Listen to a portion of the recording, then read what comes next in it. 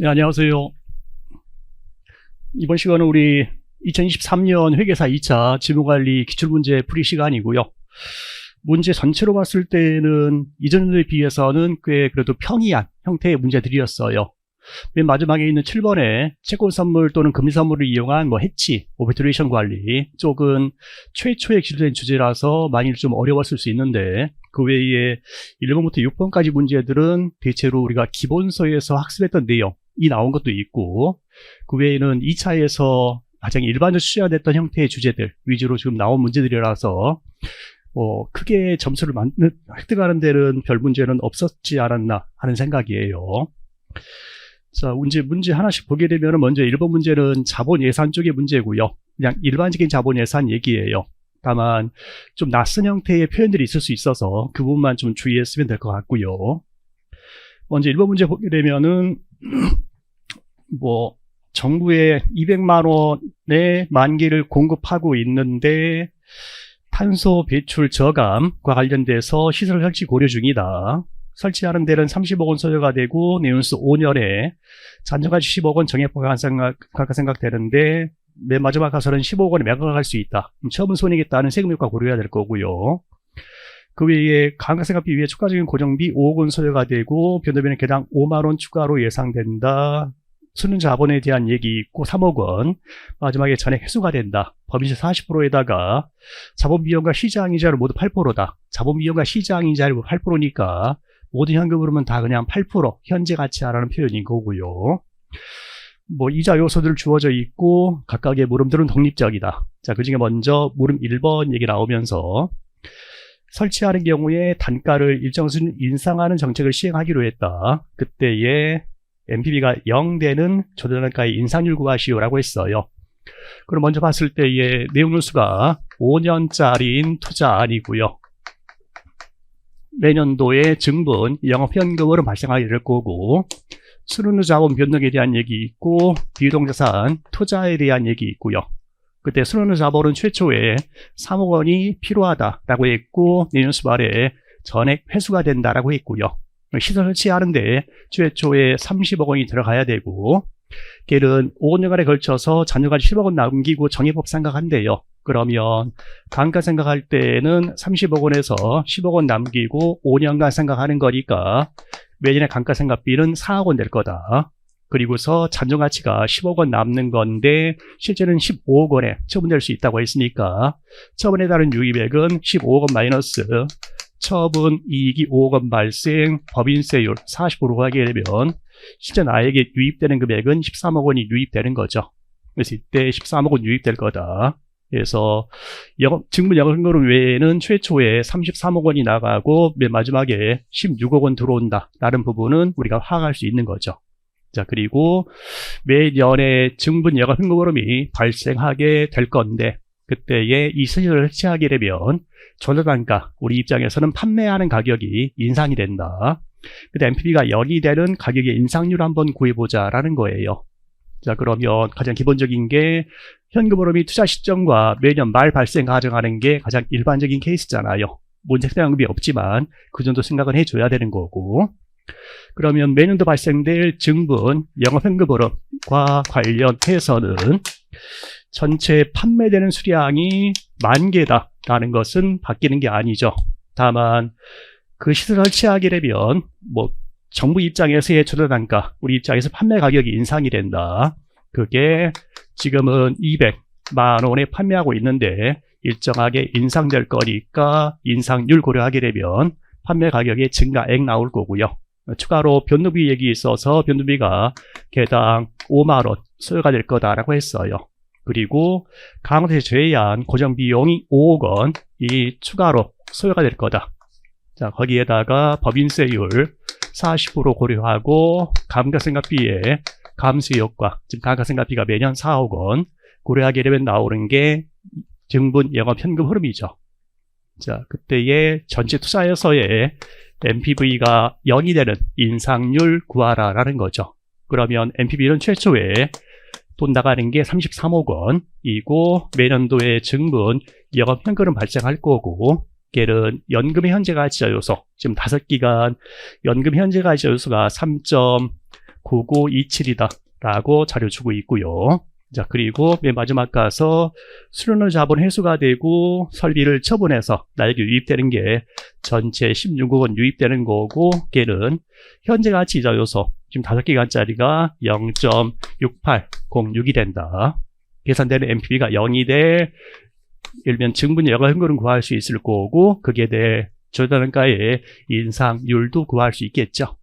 했더니 인상률 나오는 게 8.28%다 까지 계산이 되겠네요. 자, 1번 문제였고, 물음 1번이었고요.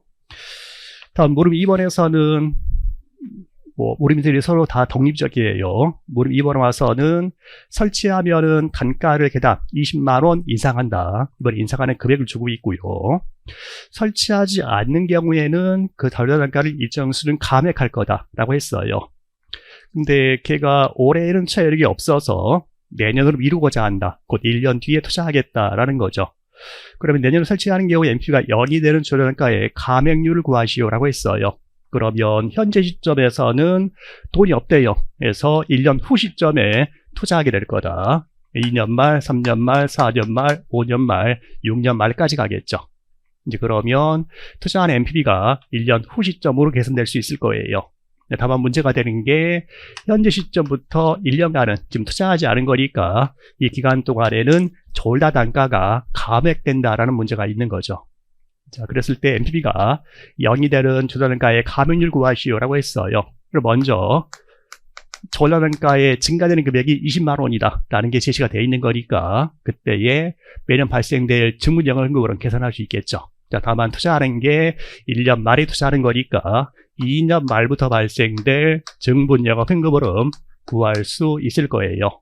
자, 전체 판매되는 것은 10,000개 판매가 되고, 그리고 조달단가는 20만 원만큼 증가, 변동비는 5만 원 증가, 감가상각비 외에 고정비용은 5억 원 증가 곱하기 1마의 본실 40%에다가 감가상각비의 감소 효과까지 고려하게 되면은 시설 투자해서 조달단가가 20만 원 증가되는 경우 영업현금을 구할 수 있고 그게 7.6억 원이다 라고 계산이 되겠네요.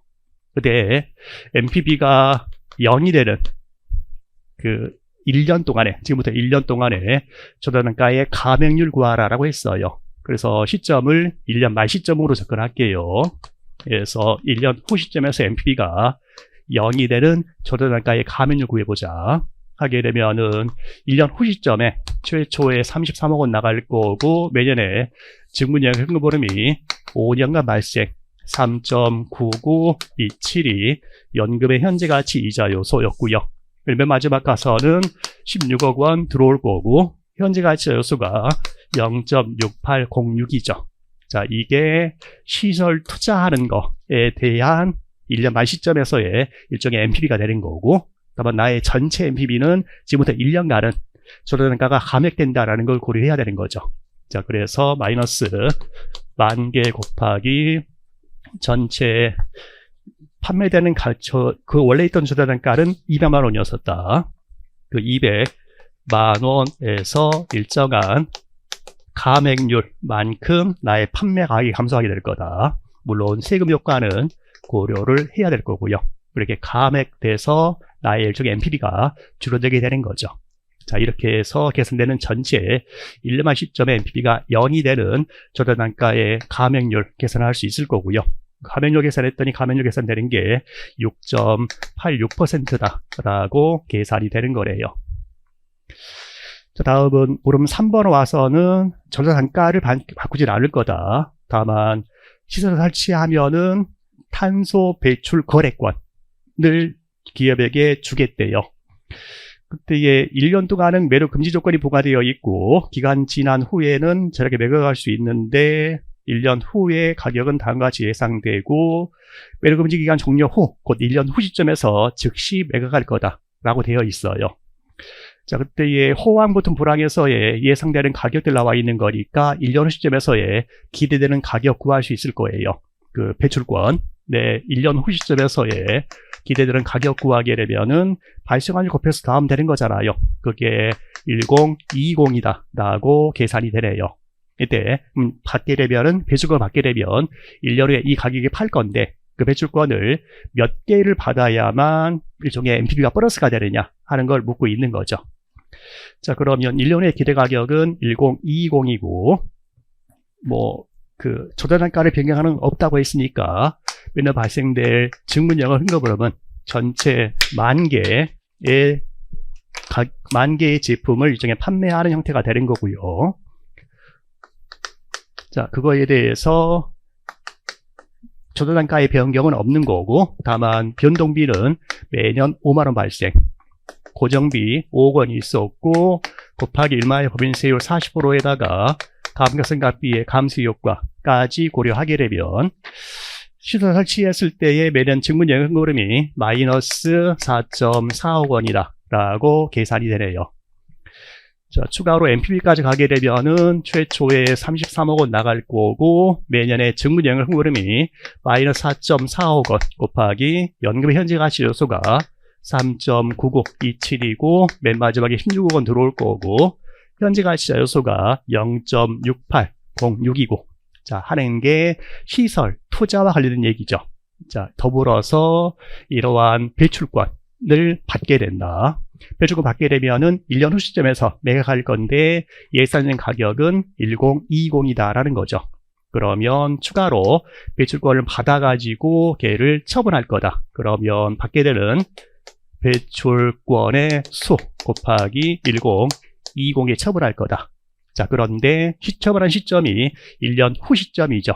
따라서 현재 시점에 NPV로 온다고 했을 때는 현재 가치 이자 요소 고려해야 될 거고요. 그게 1년 현재 가치 요소가 0.925고 해가지고 이게 0이 되거나 아니 0보다 크게 될 배출권의 수 계산할 수 있겠죠. 했더니 계산한 배출권의 수가 419313 이 319312.5니까 419313 개는 받아야겠다 라고 계산할 수 있는 거죠. 그래서 전체적으로 문제는 기본적인 자본 예산 쪽의 얘기고요. 특별히 많이 현금은 꼰 것도 없지만 문제 표현에서 인상률, 가백률, 배출권의 수 이렇게 물어봤기 때문에 문제 해석만 좀 잘했다면은 크게 문제 풀이하는 데는 별다른 문제는 없었을 걸로 보이는 문제네요. 자, 다음 넘어와서 이번에는 문제 2번이고요. 문제 2번 쪽에서는 요인 모형 쪽에 대한 얘기예요. 기본적으로 묻고 있는 사항들은 과거에 기술했던 내용과 거의 유사한 형태의 문제들이라서 특별한 주제는 없었어요. 자, 보게 되면은 단일 요인 모형과 이요인 모형과 관련된 얘기가 있고요.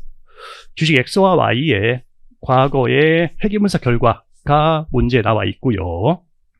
자, 무릎 1번에서는 단일 요인 모형을 이용했을 때의 알파 X, 베타 X1, 알파 Y, 그리고 결정계수를 계산하고 X의 체계적 위험이 총 위험에 차지하는 비율, 결정계수하고 이요인 모형, 단일 모형과 이요인 모형 각각 구하시오. 총 6가지 요구사항이래요. 자, 그중에 먼저 나와 있는 게 우리 X쪽의 얘기가 있는데 X쪽에서 알파하고 베타 값을 찾아내래요. 다만 거기에 추가로 나와 있는 자료가 X의 결정계수가 0.64다라고 나와 있어요. 우리 결정계수면은 총 위험 중에서 체계적 위험이 차지하는 부분의 비율로 생각할 수 있겠죠. 현재는 단일 요인 모형 쪽이니까 X의 총 위험 중에서 체계적 위험의 비율로 접근할 수 있겠죠. 봤더니 X의 표준 편차로 나와 있는 게 20%이고요. 그 다음에 첫 번째 공통 요인, 물론 단일의 공통 요인이지만 첫 번째 공통 요인에 대한 표준 편차로 나와 있는 게 10% 나와 있고 거기에 베타 X제곱을 만족시킬 X의 베타 값을 구할 수 있겠죠. 했더니 그 X의 베타로 나왔는 게 1.6이다 라고 계산이 되네요. 우리 먼저 베타 구하고 그다음 알파 구하는 거잖아요. 그래서 베타를 구했으면 그 다음에 X의 알파를 구할 수 있을 거고요. 그게 X의 평균적인 수익률 마이너스 그 첫 번째 공통 요인의 평균 곱하기 걔에 대한 민감도로 해서 계산되는 게 알파 값이잖아요. 그래서 X의 평균적인 수익률은 20%이고요. 계산된 X의 베타가 요구로 계산됐고, 첫 번째 공통 요인의 평균 수익률이 15%라고 계산되었으니까, 나와 있는 거니까 x의 알파 구할 수 있고, 그게 마이너스 0.04다라고 계산되겠네요. 자, 그리고는 y 것도 구해보고, y는 베타 값을 주고 있는 거니까 똑같은 형태로 해서 y의 알파를 구할 수 있겠죠. 이게 y의 평균적인 수익률은 10%이고 y의 첫 번째 요인 민감도가 0.7, 첫 번째 요인 평균적인 수익률은 15%인 거니까 y의 알파 값 계산되는 게 마이너스 0.005다까지 계산될 수 있겠네요. 자, 그리고는 y의 결정계수 값을 구해라 라고 했어요. y의 결정계수니까 똑같은 형태로 들어가게 되면 여기에 이제 y의 표준 편차가 들어가면 되겠죠. 했더니 y 필면차는 15%이고요. 첫 번째 공통인 필면차는 그대로 똑같이 10%일 거고, 다음 y의 베타 값으로 나온 게 여기가 y 거니까 0.7이 들어오게 되면 그때의 y의 결정계수 값 구할 수 있을 거고, 그게 0.217777로 나가는 거네요. 문제 요구사항에 따라서 0.218이라고 하면 되겠죠. 자, 다음 추가 요구했던 게 x의 체계적 위험에 대한 체계적 위험이 총 위험에 차지하는 비율을 단일 요인 모형과 이요인 모형 각각 구하시오. 그럼 그냥 단일 요인 모형에서는 문제에 있던 0.64가 되는 거죠. 자, 그리고 이요인 모형에서도 한번 구해봐라 라고 했어요. 그러면 이요인 모형에서의 x의 결정계수다 하게 되면은 x의 총 위험 분의 x의 체계적 위험이 차지하는 부분의 비율. 이요인 모형이니까 베타, 거기 문제에서는 지금 기호를 b로 쓰고 있네요. b x1의 제곱 곱하기 시그마 f1의 제곱 플러스 b x2의 제곱 곱하기 시그마 f2의 제곱으로 들어가주면 되는 거죠. 그래서 일종의 체계적 위험이 두 가지인 거니까, 그러면 x의 편의변차로 나와 있는 게 20% 제곱분의 x의 2요인 모형에서의 1번 요인과 2번 요인 민감도로 나와 있는 게 1번 요인 민감도는 1.5이고 2번 요인 민감도는 마이너스 0.4, 거기에 1번 요인의 편의변차가 10%, 2번 요인의 편의변차는 20%, 따라서 2요인 모형에서의 일종의 결정계수 값으로 나오는 게 0.725로 계산되네요. 문제 요구사항에 따라서 0.723으로 하면 되는 거고요. 그 다음 물음 2번에서는 X와 Y에 각각 60%와 40% 투자해서 구성된 포트폴리오 P가 있고, 2요인 모형의 결과를 활용해서 2요인 모형 이용해라. P의 총 위험에 대한 비체계적 위험 부분의 비율을 구하시오라는 요구사항이네요. 자, 그러면 포트폴리오 P의 경우에 총 위험 중에서 비체계적 위험이 차지하는 부분의 비율이니까 포트폴리오의 잔차 분산이 차지하는 부분의 비율 계산하라는 요구사항이죠.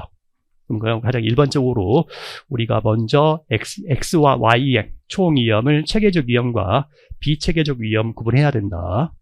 그때의 X의 비체계적 위험인 X의 잔차 분산이다 라고 하게 되면 전체 X의 총 위험에서 X의 체계적 위험 빼면 되는 거죠. bx1의 제곱 곱하기 시그마 f1의 제곱, 그리고 bx2의 제곱 곱하기 시그마 f2의 제곱 했더니 X의 편변차가 나와 있던 게 20%였었고요. 그리고 X의 2요인 모형에서의 1번 요인, 2번 요인 민감도가 1.5 하고 마이너스 0.4였었고요. 그리고 1번 요인의 편변차가 10%, 2번 요인의 편변차는 20%였었으니까 차감하게 되면 X의 비체계적 위험인 잔차 분산 구할 수 있을 거고, 그 잔차 분산 나오는 게 0.0111이다 라고 계산되네요. 똑같이 우리가 Y의 잔차 분산 구하면은 Y 편변차는 15%, 그리고 Y의 2호인 모형에서의 1번 요인 민감도가 0.9, 2번 요인 민감도는 마이너스 0.5, 그리고 1번 요인의 필변차 10%, 2번 요인의 필변차 20% 들어가게 되면은 Y의 잔차분산이 0.0044라고 계산이 되죠. 그럼 이걸 이용해서 우리가 포트폴리오의 잔차분산 구할 수 있을 거고요. 포트폴리오의 잔차분산 구하는데 개별자산 잔차분산의 구성 비율의 제곱 곱해서 더하는 거죠. 현재 구성 비율이 X와 Y의 60%와 40% 투자한다. 0.6의 제곱, 0.4의 제곱에다가 계산된 X의 잔차분산이 0.0111, Y 잔차분산은 0.0044. 포트폴리오의 잔차분산 계산되는 게 0.0047로 계산이 되네요. 자, 더불어서 계산된 포트폴리오의 잔차분산은 0.0047이니까 포트폴리오의 총 위험까지 계산이 되어야 저 비율을 구할 수 있는 거죠. 포트폴리오의 총 위험을 구하려면은 포트폴리오의 비체계적 위험외에 체계적 위험도 알아야 되는 거니까 포트폴리오의 베타를 계산해야 되는 거죠. 지금 문제에서는 B. 그러면 포트폴리오의 첫 번째 요인에 대한 민감도 하게 되면은 X의 60%, Y의 40% 투자한 거고, 첫 번째 민감도들이 X는 1.5, Y는 0.9니까 포트폴리오의 첫 번째 요인 민감도가 1.26 계산되고요. 그리고 포트폴리오의 두 번째 요인 민감도는 구성 비율은 0.6과 0.4이고 X의 첫 번째 요인 민감도가 마이너스 0.4, X의 두 번째 요인 민감도가 마이너스 0.4, Y의 두 번째 요인 민감도가 마이너스 0.5 계산했더니 포트폴리오의 두 번째 요인 민감도 계산되는 게 마이너스 0.44라고 계산되네요. 우리가 이걸 이용해서 포트폴리오의 전체 위험 계산을 할 수 있고, 포트폴리오의 총 위험은 다시 왔을 때는 전체 포트폴리오의 총 위험은 체계적 위험 부분이 있고 비체계적 위험 부분이 있다. 체계적 위험 부분은 첫 번째 요인 민감도가 1.26, 그리고 두 번째 요인 민감도는 마이너스 0.44의 제곱. 첫 번째 요인 편입변차가 10%, 두 번째 요인 편입변차는 20%. 자, 그거 외에 비체계적 위험 부분인 잔차분산 0.0047까지 들어가면 포트폴리오의 총 위험 계산이 되는 거죠. 첫 번째 요인 민감도 제곱, 첫 번째 요인 분산, 두 번째 요인 민감도 제곱, 두 번째 요인 분산, 그 외에 잔차분산. 그랬더니 포트폴리오의 총 위험 계산되는 게 0.02832가 포트폴리오의 분산되는 거라서 포트폴리오의 분산이 0.02832까지 들어가면은 포트폴리오의 총 위험 중에서 비체계적 위험이 차지하는 부분의 비율을 구할 수 있을 거고, 그게 0.16 596 정도니까 0.166 정도로 계산되는 거죠.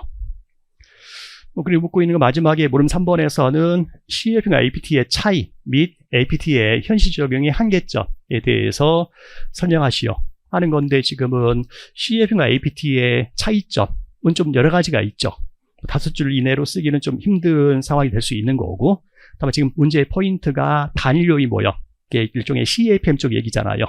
단일 모형과 이요인 모형인 다요인 모형에 대한 앞에 있던 물음들이 있는 거니까 초점을 맞춘다면은 CAPM은 단일의 공통 요인으로 시장보 순위를 가정한다. 다만 그게 현실적으로 검증이 어려운 시장 포트폴리오이기 때문에 한계점이 있다. 반면에 APT에서는 여러 개의 공통 요인의 존재를 가정하기 때문에 보다 현실 검증력이 더 높을 수 있다. 이 정도의 차이점들을 위주로 해서 설명하면 될 것 같고요. 추가로 나온 게 APT의 한계점 얘기니까 공통 요인이 다수 있지만 몇 개인지 모른다 하는 공통 요인의 개수가 불명확하고, 또한 그런 공통 요인의 경제적 의미가 불명확하다 하는 정도 얘기해 주면 되겠죠. 그래서 문제 2번 지금 단일 요인 모형, 다요인 모형 쪽의 계산인데 특별한 주제 없었고요.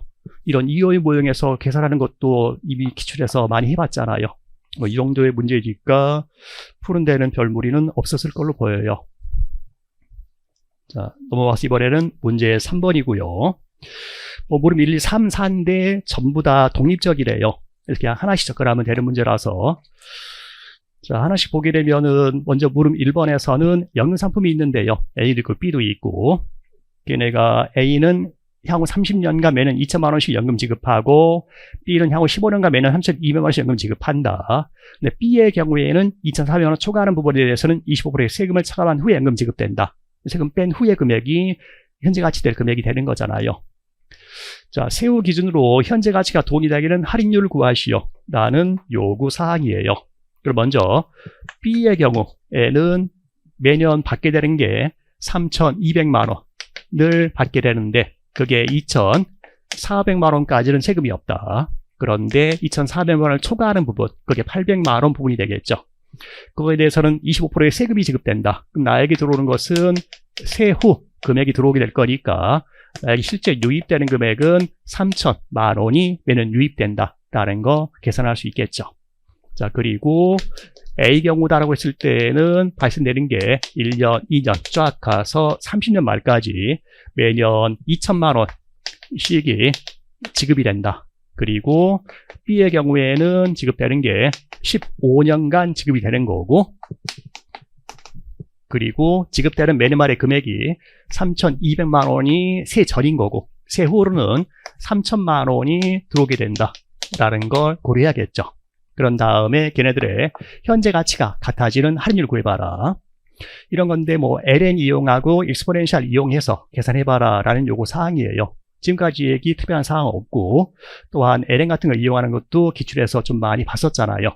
그래서 특이한 문제는 아니고요. 다만 추가로 봐야 되는 게 유한한 등비수의 합 공식이 첫 번째 항 곱하기 1-0b분의 1-0b의 n제곱이다 하는 것도 기출에서 봤었잖아요. 이 정도 식 한번 이용해보자 라는 거예요. 그래서 실제 문제로 들어가면 우리 계산해야 되는 게 A와 B의 현재 가치 계산해야 되는 거고, 먼저 A의 현재 가치다 하게 되면은 현재 가치 할 때의 첫 번째 항은 A는 매년 2천만 원 지급되는 거니까 이게 첫 번째 항. 자, 곱하기 1-0b가 1 플러스 2자분의 1, 1-0b 1 플러스 2자분의 1의 n제곱인데 30년간 지급되는 거죠. 그리고 B의 경우에 현재 가치는 매년 나에게 들어올 세후 금액은 3천만 원. 자, 첫 번째 항이 3천만 원 나누기 1 플러스 2자율이고, 곱하기 1-0b 분의 1-0b의 n제곱인데 얘는 15년간 지급되는 거죠. 자, 거기서 현재 가치가 같아지게 될 할인율 구해라 라는 요구 사항이에요. 같은 거 먼저 퉁 칩시다. 얘 퉁 쳐질 거고, 분모 퉁 쳐져서 사라지겠죠. 자, 그러면 얘랑 이랑이 같아져야 된다. 식을 다시 봤을 때는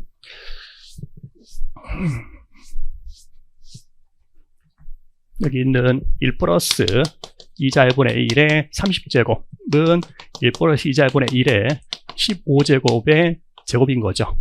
그럼 우리가 a제곱 마이너스 b의 제곱은 a 플러스 b a 마이너스 b 인수분해 이런 것도 아시잖아요. 그러면 얘 다시 썼을 때는 2천만 원 곱하기 얘를 다시 쓰니까 1 플러스 2자분의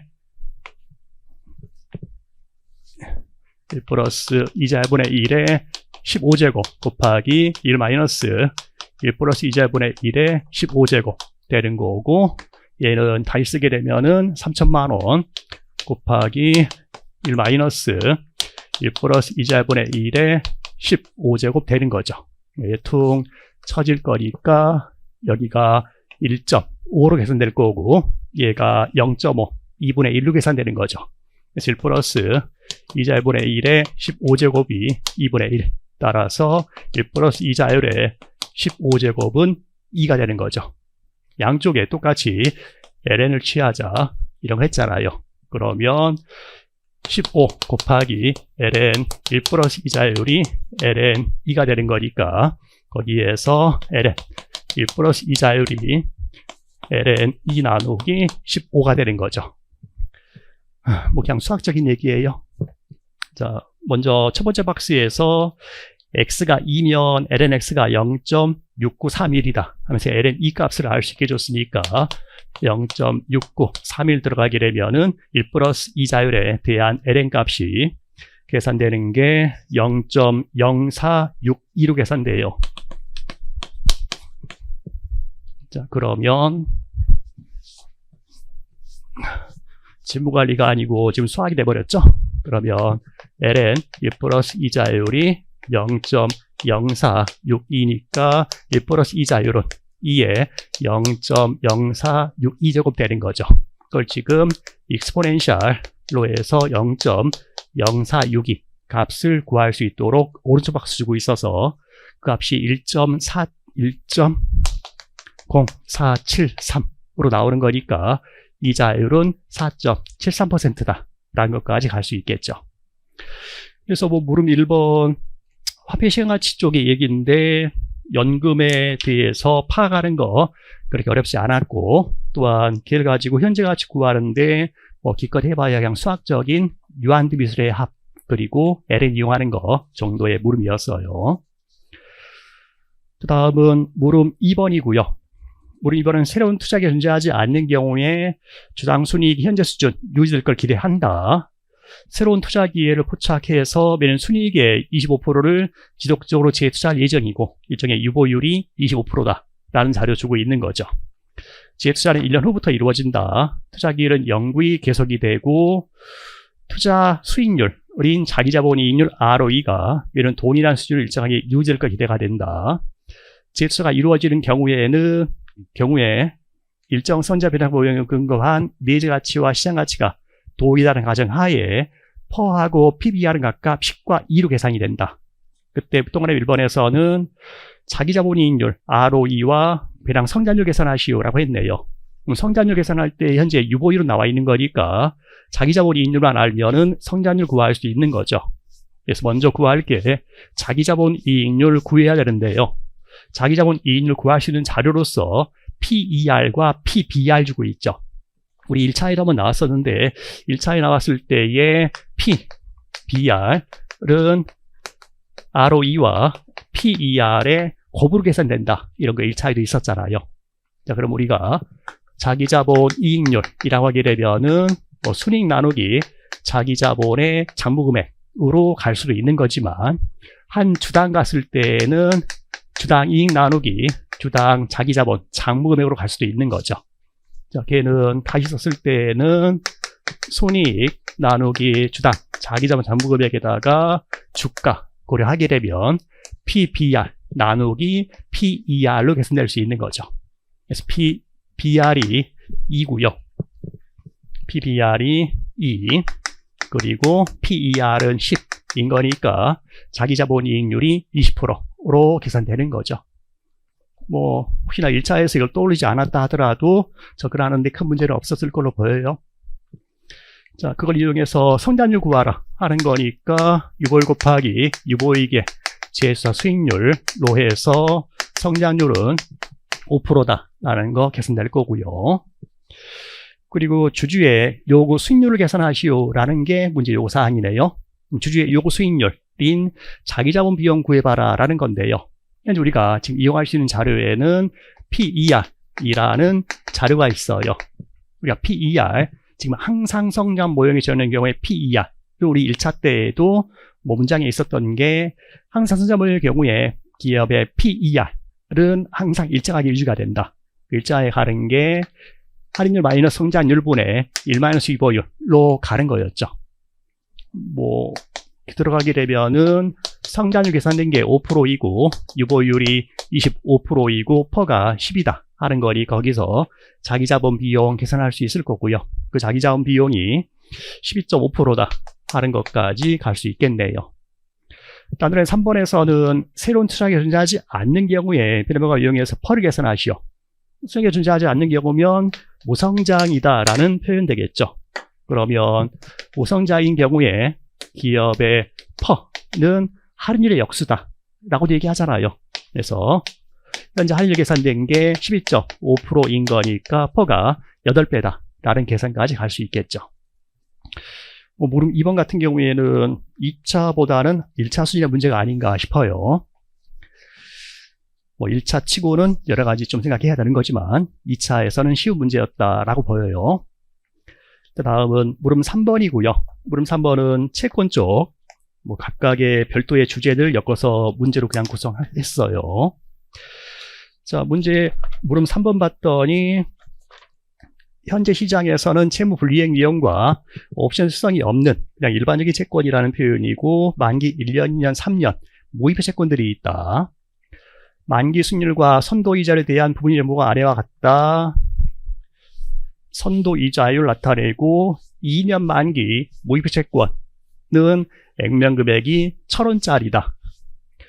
그래서 현재 문제 자료에 있는 만기 수익률, 선도이자율 자료가 3년 만기 모의표 채권의 만기 수익률이니까 그게 3년 만기 현물이자율일 거고 그게 14%, 포드 레이트 3가 22.44%라고 나와 있는 상황이네요.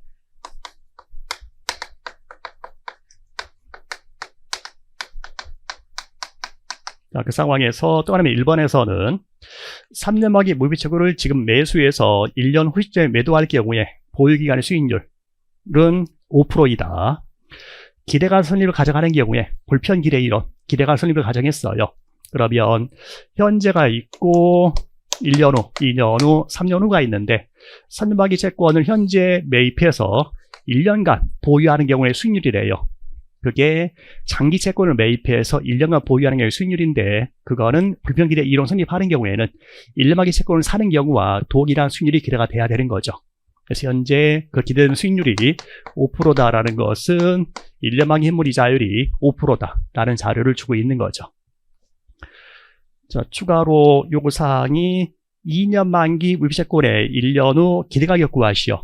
그러면 2년 만기 채권인데 액면금액이 1,000원짜리다라고 했어요.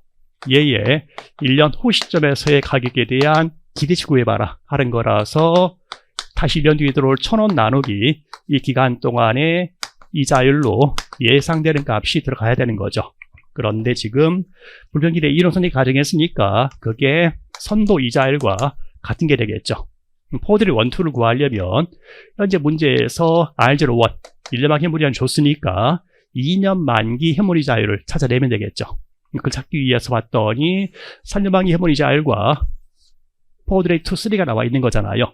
그럼 1 플러스 R03의 세제곱은 1 플러스 R02의 제곱 곱하기 1 플러스 포드리 2, 3인 거니까 여기에 14%, 여기에는 22.44% 들어가게 되면은 2년 만기 현물이자율을 계산할 수 있겠죠.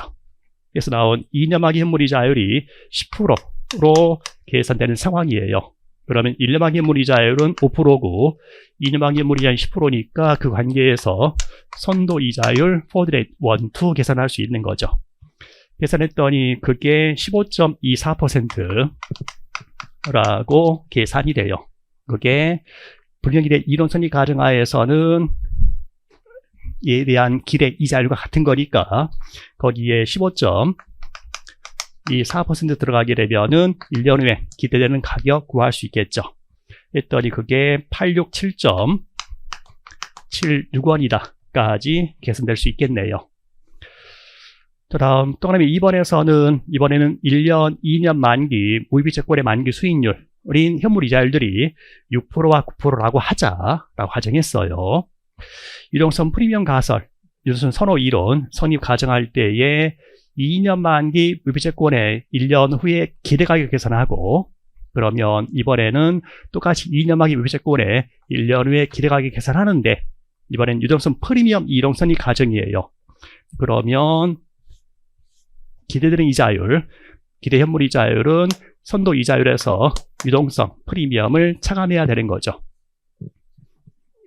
그리고 1년간의 기대 보유기간 수익률 계산하고 유동성 프리미엄은 3%다라고 문제 자료를 제시해 줬네요.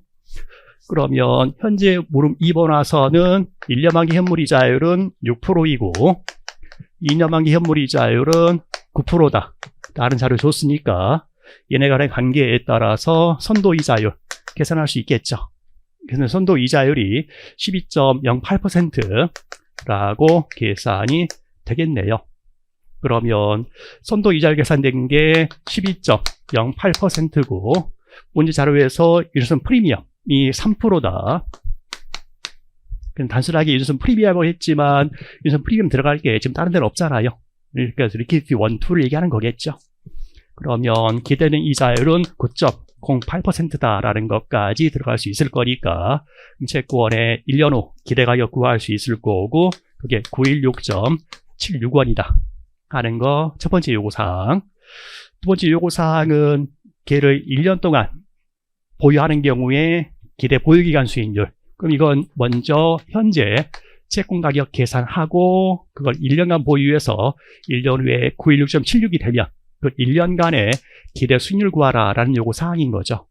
그럼 그냥 현재 가격은 2년 후 1,000원의 현재 가치니까 2년 후 1,000원을 2년 만기의 무이자율 9%로 현재 가치 하게 되면 현재 채권 가격 계산될 거고요. 그게 841.68원이다 라고 계산되는 거니까 현재 841.68원을 매입해서 1년 후에 916.76원 기대가 되면은 그 보유기한 수익률이 8.92%라고 계산되겠네요. 그래서 뭐 문제 내용만 잘 읽었으면은 특별히 계산하는데 큰 문제는 없는 사항이죠. 우리가 기출 문제들에서도 많이들 이런 불평기대 이론과 요즘 프리미엄 이론에서 뭐 미래에 기대되는 이자율 계산 같은 거 했던 거는 자주 있었잖아요. 자, 다음 물음 4번이고 물음 4번은 옵션 쪽에서 이게 2차 문제인가 싶은 얘기가 동그라미 1번에 나오고 있어요. 봤더니 현재 주가 기초자산 가격이 12,000원인 상황이고요. 잔존만기가 1년 기초자산으로 하고 정말 1년 동일한 4가지 유효평 옵션들이 시장에 거래되고 있다. 무이자율은 연 5%고 차익 대출 가능하고 무배당 기업이다. 배당도 고려하지 말자라는 거고요. 콜과 풋 행사 가격과 옵션 프리미엄들이 나와 있고 저는 1번에서는 행사가격이 12,600원인 콜과 풋 사이에 풋콜 페리를 성립하는지 확인하시오. 차익거래 가능한 경우에 차익거래 전략 제시하고 차익거래 이익 계산하시오. 차익거래 이익은 현재 시점에 발생한다. 단순한 풋콜 페리티 성립 여부 확인해서 차익거래까지 한번 보여라 라는 형태의 요구사항이죠. 그러면 풋콜 등가식이 성립하느냐 하는 걸 한번 확인해 보자. 쪽에 들어가서는 주가는 현재 12,000원이고 행사 가격이 12,600원인 풋 가격은 500원 그리고 콜 가격은 1,000원인 상황이네요.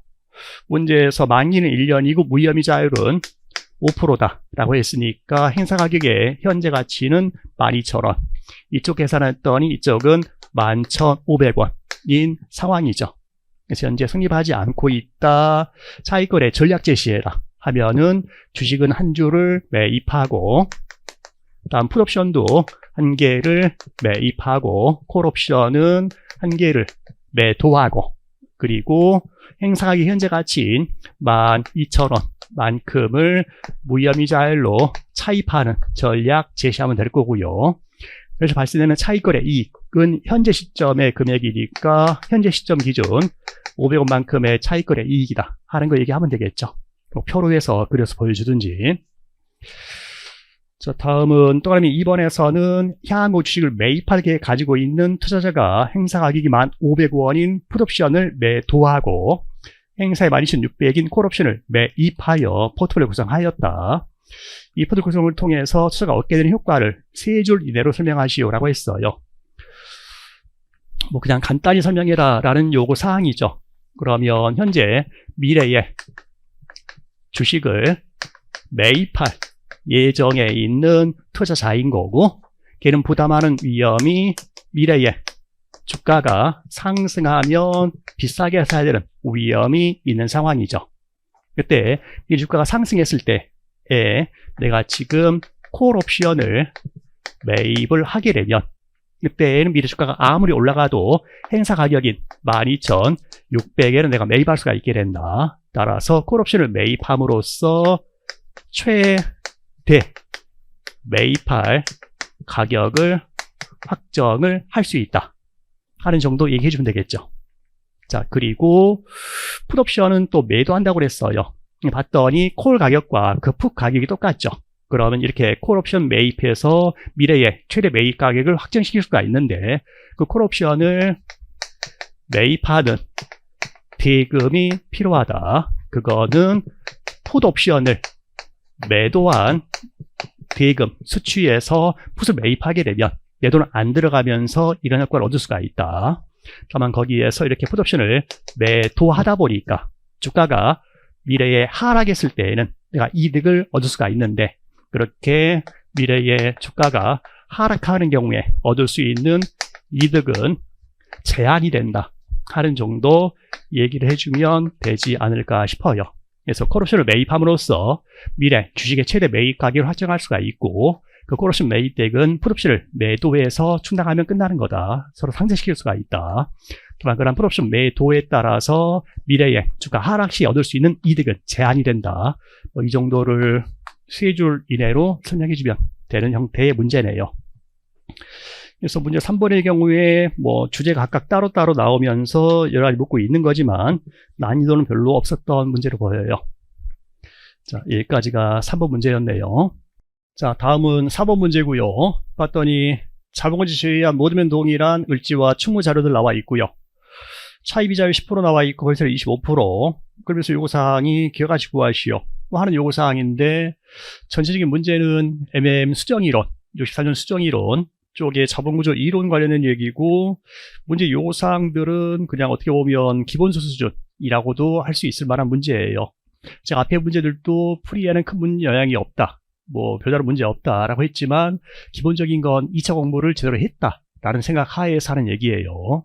근데 문제 4번 같은 경우에는 기본서만 좀 제대로 했어도 풀 수 있는 문제로 보여요.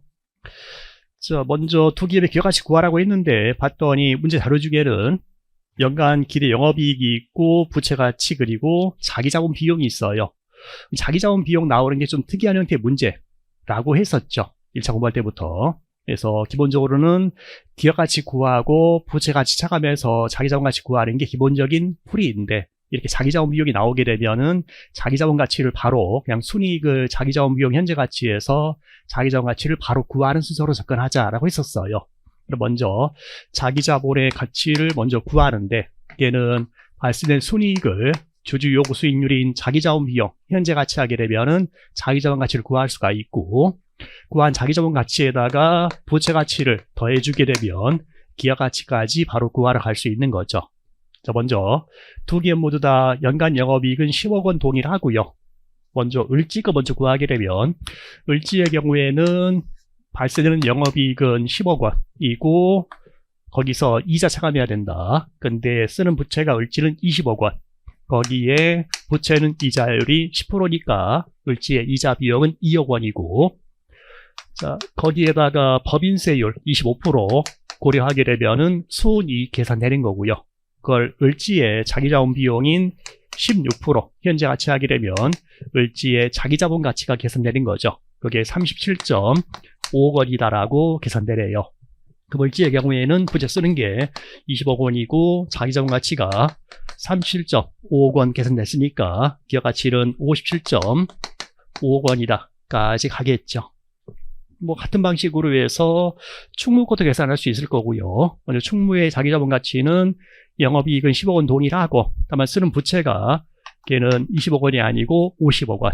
그리고 자기자본 비용이 걔는 20%인 거니까 자기자본 가치 계산되는 게 18.75억 원이다 계산될 거고요. 계산했으면 기업가치 구하러 갔을 때는 걔는 부채 가치가 50억 원, 자기자본 가치는 18.75억 원이니까 전체 기업 가치는 68.75억 원이다라고 계산이 되는 거죠. 별다른 문제 없고요. 자, 다음 물음 2와 3에서는 물음 1에서 구한 을지의 기업 가치를 적정 가치로 가정하시오. 그래서 을지가 먼저 했던 거 자기자본 가치, 기업 가치 구했던 게 이게 적정한 가치다 라고 가정해서 답을 해보래요. 근데 물음 2번에서는 차익을 발생하지 않기 위한 충무의 자기자본 가치와 자기자본 비용을 구하시오 라고 했어요. 그러면 현재 계산됐던 것들 중에서는 을지가 정확한 거다, 제대로 된 거다, 적정한 가치다라고 했고요. 그와 균형을 이루기 위한 충무의 기업가치, 자기자본가치, 자기자본 비용 한번 구해봐라 라는 요구 사항이죠. 그러면 우리가 을지의 기업가치는 어떻게 돼야 될 거냐라고 했을 때에 얘는 충무의 적정한 가치 어떻게 돼야 되느냐라고 했을 때에 을지의 기업가치가 적정한 거다라고 했으니까 둘이 차이 나는 부분은 부채, 사용액만 다른 거잖아요. 따라서 충무의 기업가치는 을지 기업가치에다가 추가로서는 부채에서 발생될 이자 비용 감시 효과 현재 가치만큼 차이 나는 게 타당하다. 을지에 계산됐던 기업가치가 57.5억 원이었으니까 둘의 부채 차이 나는 금액은 50억 원, 20억 원 차이가 30억 원 곱하기 법인세율 25% 해서 적정한 충무의 기업가치로 계산되는 게 65억 원이다라고 계산이 되네요. 그러면 그 충무의 적정한 자기자본 가치는 기업가치에서 부채가치 뺀 15억 원 되는 게 타당하다. 그러면 걔의 자기자본 비용은 어떻게 돼야 되느냐라고 했을 때에 걔의 순이익 나누기 자기자본 가치가 되는 게 적정한 자기자본 비용이다 라고 계산될 수 있는 거죠. 걔 충무는 순이익이 영업이익 10억 원, 부채 50억 원에 이자율은 10% 곱하기 일말 법인세율 25%에다가 걔의 자기자본 가치는 15억 원 되는 게 타당한 거니까 자기자본 비용은 25% 되는 게 적정하다라고 계산될 수 있겠죠. 다음 물음 3번에서는 충무의 주식 3.75억 원만큼 보유하는 투자자의 차익거래 과정을 설명하고 차익거래 이익 구하시오. 차익거래 이익은 현재 시점으로 봤더니 현재 을지의 기업가치가 적정한 거다라고 했을 때에 충무의 기업가치는 65억 원 되는 게 타당하다. 근데 현재의 기업가치는 68.75억 원인 상황이잖아요. 그러면 현재 충무의 기업가치가 과대평가된 상황을 할 수 있겠죠. 적정한 것은 65억 원인데 현재는 68.75억 원이니까 충무의 기업가치가 과대평가되어 있다. 과대평가된 충무의 주식을 3.75억 원 보유하고 있다. 그러면 걔는 3.75억 원 보유하고 있는 충무의 주가가 과대평가되어 있다. 그 충무의 자기자본 가치가 18.7억 원이었으니까 보유하는 지분율이 충무의 지분율 20%를 보유하고 있는 투자자인데 보유하는 충무의 주가가 과대평가된 거니까 차익거래 할 수 있는 거죠.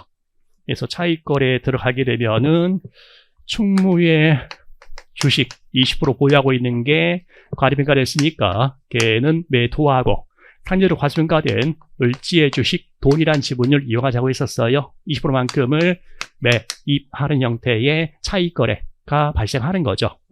거기 추가적으로 부채를 많이 쓰던 애는 처벌했으니까 부채를 조금 쓰는 애를 매입하게 되면은 기존과 똑같이 되려면 거기에다가 개인적인 차입까지 해주자 하는 형태의 차익거래였었죠. 차익거래 과정을 설명하고 설명하라고 했을 때는 그냥 차라리 표를 그리는 게 나아요.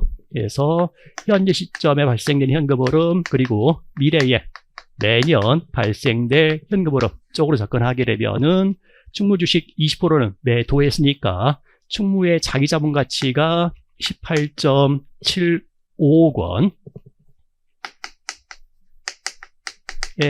20%만큼 매도하면 유입되는 게 3.75억 원이 유입되는 거고 을지 20%는 매입했으니까 을지 자기자본 가치가 37.5억 원이었고 20% 매도하게 되면은 매입하게 되면 돈 나가는 게 7.5억 원 돈 나가는 거고 그리고 차입 또는 대출한 금액은 미래 갔다 오자라고 했었죠. 미래 매년 발생되는 것까지 가게 되면 충무는 매도했으니까 돈이 안 들어오게 된다. 기대 영업이익은 10억 원, 걔는 부채 쓰는 게 50억 원, 이자 10%에 법인세율은 25%, 거기에 지분율 20%. 다음 을지는 매입했으니까 줄이는 게 들어오게 될 거고 영업이익 10억 원에 부채는 20억 원, 이자 10%, 일말 법인세율은 25%에다가 지분율 20%. 둘 차이나는 부분은 30억 원에 대한 이자 관련된 부분이 되는 거니까 30억 원 곱하기 1 마이너스 법인세율 25% 곱하기 지분율 20%만 이자율 10% 빼먹었네요. 마이너스 35억 원 곱하기 이자율 10%, 일반의 법인세율 지분율 20%. 자, 해서 미래순연금 흐름이 0 되는 형태로 차익거래 하자라고 했었죠. 그러면 거기 적용되는 이자율이 기업과 동일한 10% 이자율이 적용되는 거니까 현재 시점에서 차입해야 되는 금액은 30 곱하기 1마일 법인세율 25% 곱하기 지분율 20% 해서 유입되는 금액이 4.5억 원이다라고 계산되는 거죠. 그러면 현재 시점에서의 순현금 흐름으로 계산되는 게 플러스 0.75억 원만큼의 연보다 큰 차익거래 이익이 발생한다. 그래서 차익거래 과정 설명하라. 내 생각에 아예 차라리 표를 보이는 게 낫고, 차익거래 이익, 현재 시점 금액 구하는 거니까 현재 시점 기준 0.75억 원의 차익거래 이익이다 정도까지 정리해주면 될 문제였어요. 자, 다음 물음 4번에서는 이 상관은 독립적이다. 연간 영업이익이 10억 원이고 무부채 기업인 1000개. 그래서 다른 건 다 똑같은데 이번에는 무부채 기업 주는 거고요. 적정한 기업 가치가 45억 원이라고 할 때에 그러면 무부채인 경우의 기업 가치가 45억 원이다라는 것을 그냥 문제에서 제시해 주는 거죠. 자, 그리고서 차익을 발생하지 않기 위한 자기자본 가치와 자기자본 비용을 각각 구하시오라고 했어요. 그럼 먼저 을지로 간다고 했을 때는 을지의 기업 가치는 VU 플러스 B 곱하기 T가 돼야 되는 거잖아요. 을지는 쓰는 부채가 20억 원, 법인세율은 25%니까 을지의 기업 가치는 50억 원 되는 게 적정하다. 그럼 걔의 자기자본 가치는 기업 가치에서 부채에 사용하는 20억 원 빼서 자기자본 가치는 30억 원 되는 게 타당하다. 걔의 자기자본 비용은 순이익 나누기 자기자본 가치로 접근하면 되는 거니까 순이익은 기대영업이익 10억 원, 부채 20억 원, 이자 10%, 1 마이너스 법인세율 25% 나누기 을지의 자기자본 가치는 30억 원이 타당한 거니까 자기자본 비용은 20%로 계산되는 거죠. 그래서 뭐 시드는 식들은 이전 앞에 있던 물음과 같은 형태예요. 충무도 똑같은 거 계산하라 라고 했으니까 충무의 경우에는 부채 쓰는 게 50억 원이면 적정한 기업 가치 계산되는 게 57.5억 원 계산되고, 걔는 기업 가치 57.5억 원에서 부채 쓰는 게 50억 원이니까 자기자본 가치는 7.5억 원 되는 게 타당하다. 자기자본 가치는 7.5억 원, 부채 쓰는 게 50억 원. 따라서 걔 자기자본 비용은 50%가 되는 게 타당하다 정도까지 계산할 수 있는 거죠. 그래서 전체적으로 뭐 중간에 차익거래 과정 보여라 하는 게 살짝 답안을 차지하겠지만 나머지 물음들은 계산에는 큰 문제가 없는, 진짜로 문제 없는 기본서 수준의 문제가 아니었나 싶어요. 자, 다음은 문제 5번이고요. 문제 5번에서는 뭐 물음 3번 가서 조금 혼란스러웠을 만한 내용이 좀 있긴 한데 일단 한번 풀어봅시다. 물음 1번이나 2번 정도는 접근하는데 큰 문제는 없지 않았나 싶어요. 자, 봤더니 시장 상황에 따른 위험을 해지하기 위해서 흡수합병을 고려하고 있다. 1년 후 시장 상황에 따른 두 기업의 영업현금은 다음과 같다. 가불이 있고 자축이 있고 각각의 1년 후 만기가 도래하는 부채 상환액은 40억 원과 60억 원이고 채권의 만기 순율은 20%와 16%이며 주식배타는 2하고 1.6이다.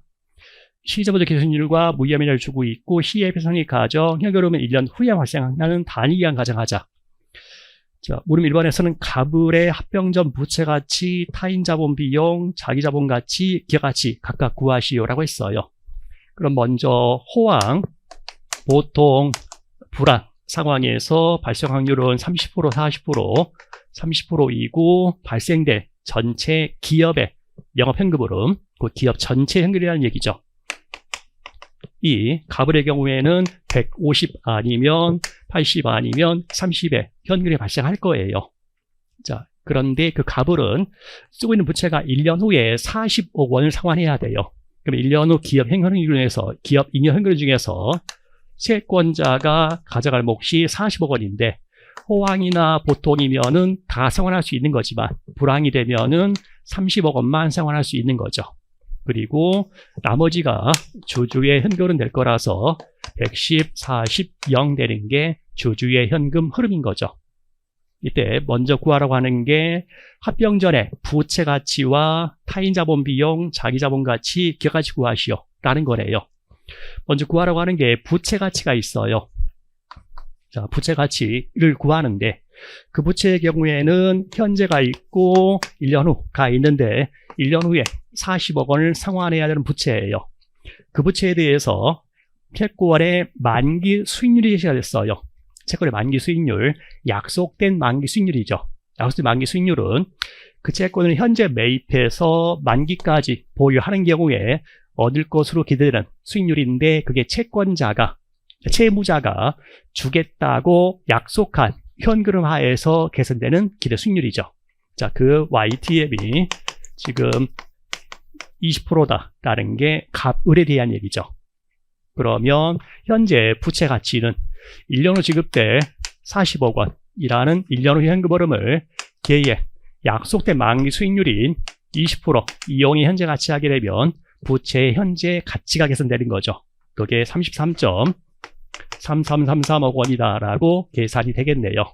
부채가 현재 33.3333억 원이니까 그걸로 채권을 매입하면 발행자가 주겠다고 약속한 현금 하에서 기대가 되는 수익률이 약속된 만기 수익률. 자, 그리고는 추가로 요구하는 게 타인 자본 비용을 한번 계산해봐라라고 했어요. 이 타인 자본 비용은 우리가 일종의 채권 수익의 스프레드 쪽이라고 하게 되면은 약속된 만기 수익률은 20%인데 미래에 예상되는 환율 분포 이용에 계산했을 때에 기대되는 수익률은 같지 않을 수 있다. 그래서 타인 자본 비용은 기업 입장에서는 실제로 부담할 자본 비용, 채권자 입장에서는 실제로 얻을 것으로 기대되는 수익률, 우리 타인 자본 비용에 해당되는 거죠. 봤더니 채권자 입장에서는 약속된 40억 원을 다 항상 받을 수 있는 게 아니고 이 상황에서는 문제가 될 수 있다라는 거죠.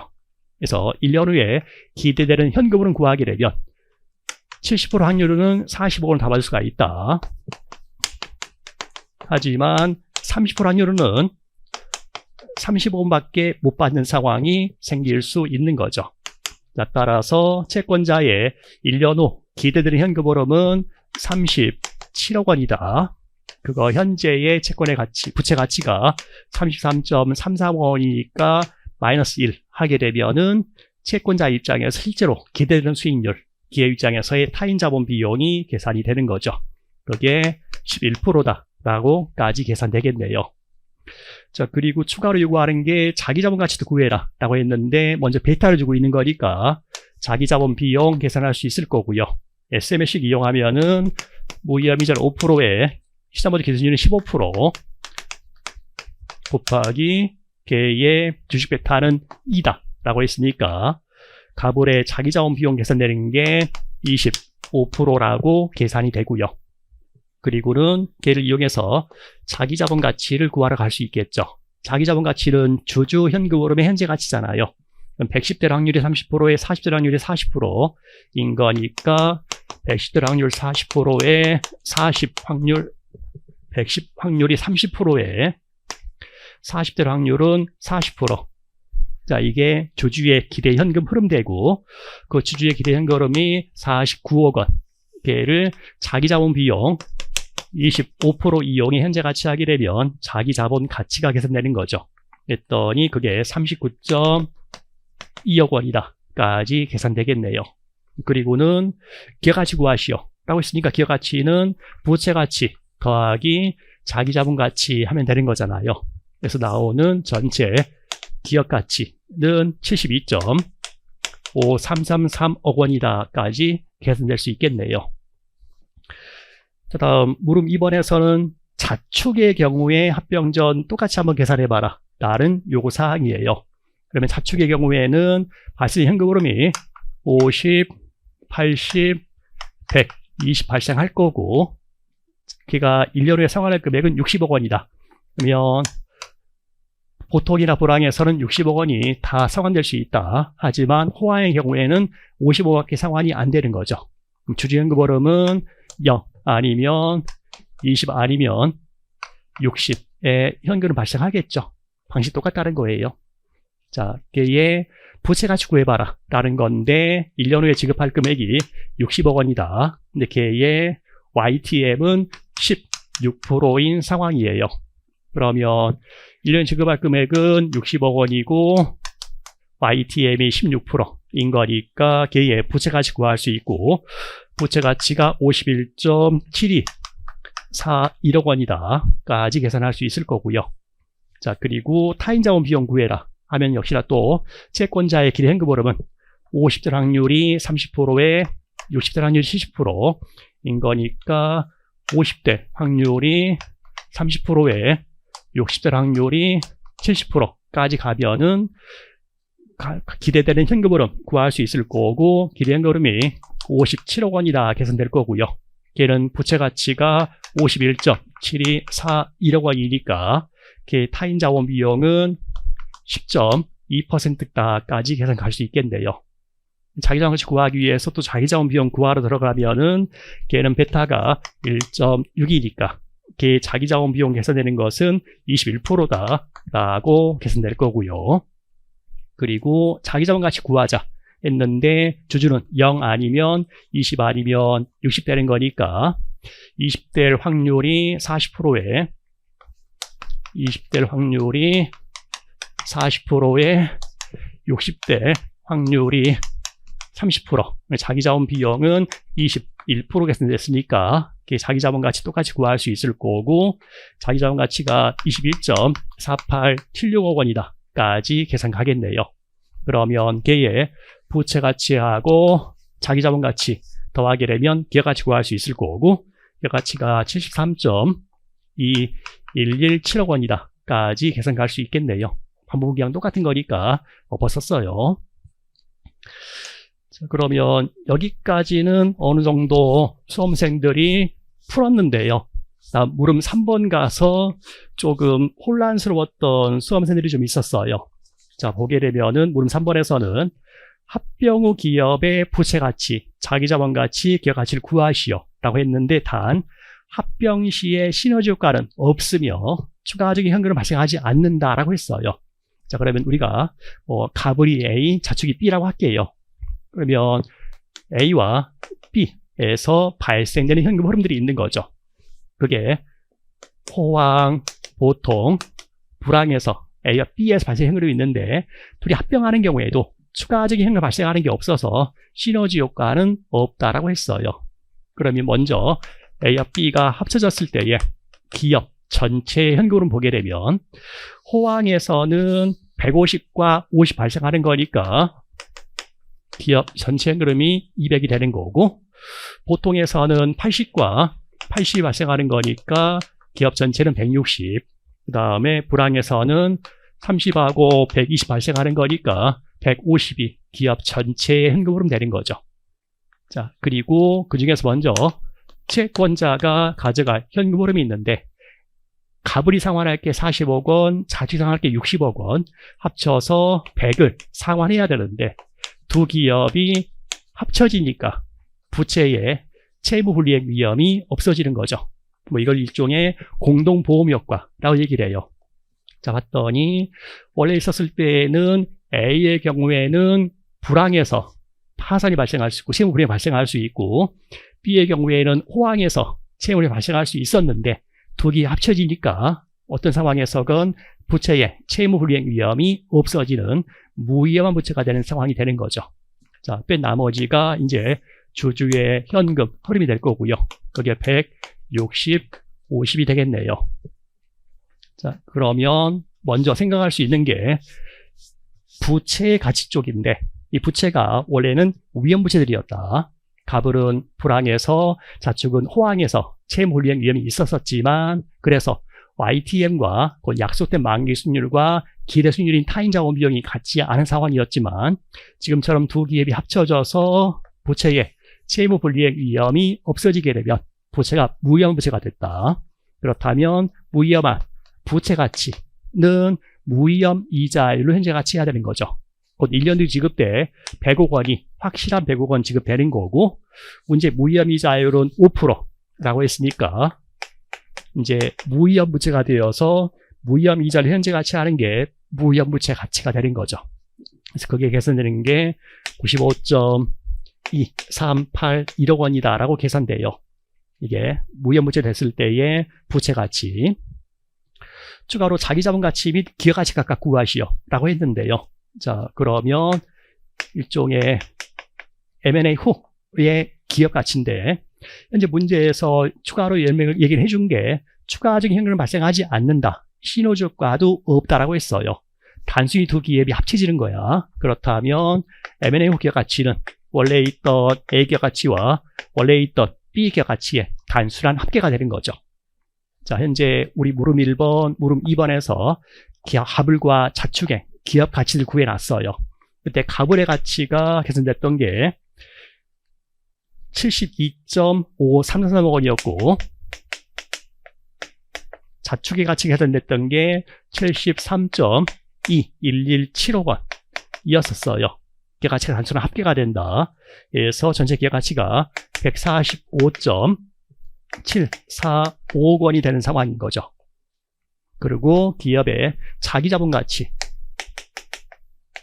전체 기업 가치에서 M&A 후 부채 가치를 차감하면 되는 거죠. 그러면 전체 기업 가치는 단순한 합계가 되어서 145.745억 원 되는 거고, 부채는 무형부채가 되어서 부채 가치가 95.2381억 원이 된다. 자, 따라서 M&A 후에 자기자본 가치 계산되는 게 50.5069억 원. 자, 까지 문제에서 요구하는 사항이네요. 그래서 지금 전체적으로는 A와 B가 합쳐지니까 부채가 무형부채가 되었다. 따라서 M&A 후에는 무형부채 가치가 되는 거라서 무형 이자율로 현재 가치가 된다. 이게 무형부채가 되었을 때의 YTM이자 기대 수익률, 타인 자본 비용이 되는 거죠. 그리고 추가로 와서 M&A 후에 기업 가치를 얘기하는데 시너지가 없다, 추가적인 증가가 없다고 했으니까 단순한 기업 가치의 합계가 된다. 뭐 일부 수험생들은 중간에 가다가 자기 자본 가치를 먼저 구하고 기업 가치 구하는 순서로 접근하면서 두 기업의 베타를 가중 병렬하고 뭐 이랬던 학생도 있는 것 같은데, 지금 그런 상황 아니에요. 지금 이거는 특수한 케이스로서 두 기업이 합쳐지니까 공동 보험 효과가 발생함으로써 부채가 무형부채가 되는 상황이에요. 이렇게 부채가 무형부채가 되는 상황이면 기업 가치 변동은 없다. 근데 부채 가치가 증가했으니까 자기 자본 가치가 감소되는 상황이 돼요. 이전에는 채권자가 일종의 위험을 부담하고 있던 상황인데, 채권자 위험이 없어지니까 전체 위험 변화는 없기 때문에 주주가 부담하는 위험이 증가되는 상황이에요. 그래서 그냥 원래 있던 베타 이하하고 1.6을 가중평균 이렇게 접근하면 안 되는 문제예요. 그래서 이제 이 부분은 좀 접근하기 힘들었던 학생들이 있을 수 있는데, 물음 1번, 2번은 그래도 괜찮았던 문제잖아요. 추가로 물음 4번에서는 자축의 가치대로 합병대가를 지불하는 합병안에 대해서 가불주들의 찬성 여부를 밝히고 그 이유를 세 줄에 설명하시오. 하게 되면은 이렇게 M&A 후에 기업 가치가 자기 자본 가치가 되는 건데, 우리가 원래 있던 가불의 자기 자본 가치하고 원래 있던 자축의 자기 자본 가치의 단순한 합계를 구하게 되면, 그게 우리 물음 1번에서는 나왔던 게 39.25억 원, 물음 2번 나왔던 것은 22.4876억 원. 단순한 합계라고 하게 되면은 60.6876억 원이 돼야 될 건데, 자, 그게 아니고 자기 자본 가치가 감소하게 된다. 따라서 원래 있던 자축의 가치대로 합병대가 지급하는 건 찬성할 수가 없다 정도로 얘기를 하면 될 것 같아요. 자, 거기까지가 5번 문제였고요. 다음은 6번 문제인데요. 6번 문제에 CAPM 쪽이 얘기해서 CAPM에서 투자자의 효용 극대화시키는 최적적인 투자 포트폴리오에 관련된 문제예요. 문제를 잘 따라가면 큰 무리는 없지 않았나 싶은 문제고요. 기본적으로 자주 나왔었던 CAPM에서의 최적적인 투자 포트폴리오 얘기라서, 자, 먼저 가보면은 시장에는 A와 B 위험 자산과 순위율 5%인 무위험한 자산만 존재한다. 무위험 자산이 있고 위험 자산은 A와 B 둘뿐이라는 얘기죠. A와 B의 기존 편입자 다음과 같고 시장의 기준은 12.5%이다. 그럼 우리가 시장 포트폴리오는 구성이 되는 게 세상에 있는 위험 자산이 A와 B 둘뿐이니까 A와 B로 구성이 되는 거겠죠. 근데 그 시장 포트폴리오의 기대 순위율이 12.5%래요. 걔는 A와 B 기대 순위율의 구성 비율 이용한 가중 평균일 거예요. A의 기대 수익률은 10%이고 B의 기대 수익률은 20%. 거기에 A 투자 비율, B 투자 비율 고려하게 되면 시장 포트폴리오 구성하는 A의 투자 비율이 75%에 B 투자 비율은 25%다. 라는 거 찾아낼 수 있겠죠. 이 정도 자료를 지금 문제 주고 있는 거예요. 추가로 우리가 최적 투자 포트폴리오 얘기할 때는 CML의 기울기와 50%의 기울기가 같아야 된다. 그래서 그걸 할 거니까 CML의 기울기 구하기 위해서 시장 포트폴리오의 수익률의 분산 또는 편변차도 구해볼 수 있겠죠. 뭐 뒤에 필요할 거니까 그냥 구하고 할게요. 하면은 0.75의 제곱 우선 비율이 0.75와 0.25인 거고 편변차가 5%, 15%인 거니까